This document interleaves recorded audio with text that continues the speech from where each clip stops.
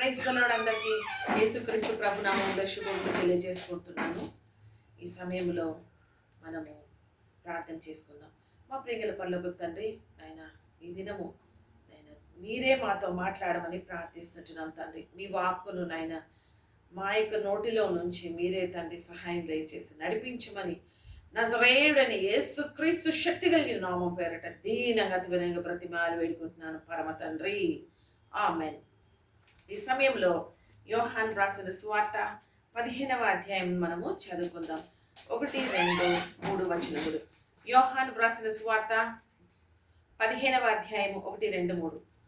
John gospel 15th chapter 1 to 3 verses.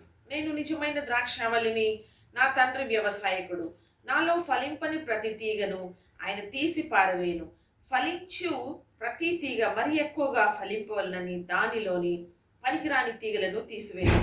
నేను మీతో చెప్పిన మాటను బట్టి మీరు ఇప్పుడు పవిత్రులై ఉన్నారు. నా యందు నిలిచి ఉండుడి, మీ యందు నేనును నిలిచి ఉండును.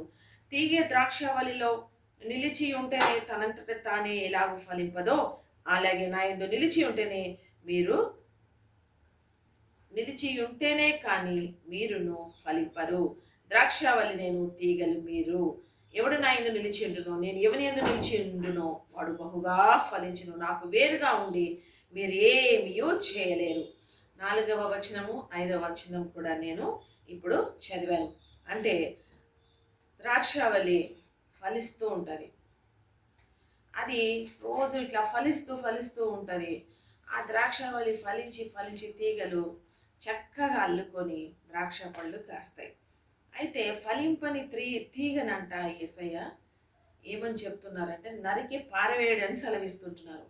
అంటే ఫలింపని తీగలు ఏమున్నవి మనలో నుండి మనము తీసేసుకోవాలి. అంటే మన యొక్క నిజ జీవితంలో మనము దేవుని సువార్తను ఇతరులకు ప్రకటిస్తూ ఉండాలట.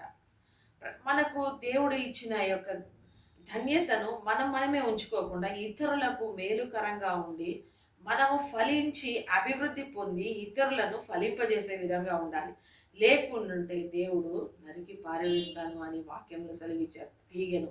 అలాగే మన జీవితంలో మనము రక్షణ కార్యము మనము పొందిన తర్వాత ఇతరులను రక్షింపజేయాలి.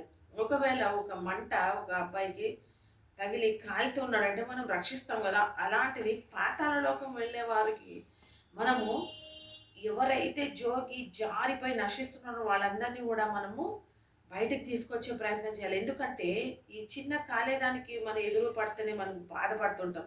అటువంటిది నిత్య నరకము, భయంకరమైన నరకం ఉంది. కాబట్టి ఆ నిత్య నరకం నుండి మనము ప్రతి ఒక్క బిడ్డను రక్షించాలి. అప్పుడు మనకు దేవుడు సహాయం చేసి మనలను ఆయన పై స్థితికి తీసుకొని వెళ్తుంటారు. అంటే ఫలించడి తీగలుగా ఆయన చేస్తారట. అటు తీగలుగా మనం ఉండాలని దేవుడు మనల్ని ఆశిస్తుంటున్నారు. సో ఈ యొక్క జాన్ గాస్పెల్ 15th chapter ద్వారా దేవుడు ఇచ్చిన ఈ యొక్క చిన్న వాక్యాన్ని బట్టి దేవాది దేవునికి వందనాలు తెలియజేసుకుంటున్నాను. ఒక చిన్న పాట ద్వారా దేవుని మనము స్తుతిద్దాం. ఆత్మ ఫలములను ఫలించుమా, ఆత్మలో ఆనందించుమా. ఆత్మ ఫలములను ఫలించుమా, ఆత్మలో ఆనందించుమా. ఫలింపని ప్రతి తీగను నరికి పడవేయును అగ్నిలో మన ప్రభువు. ఫలింపని ప్రతి తీగను నరికి పడవేయును అగ్నిలో మన ప్రభువు.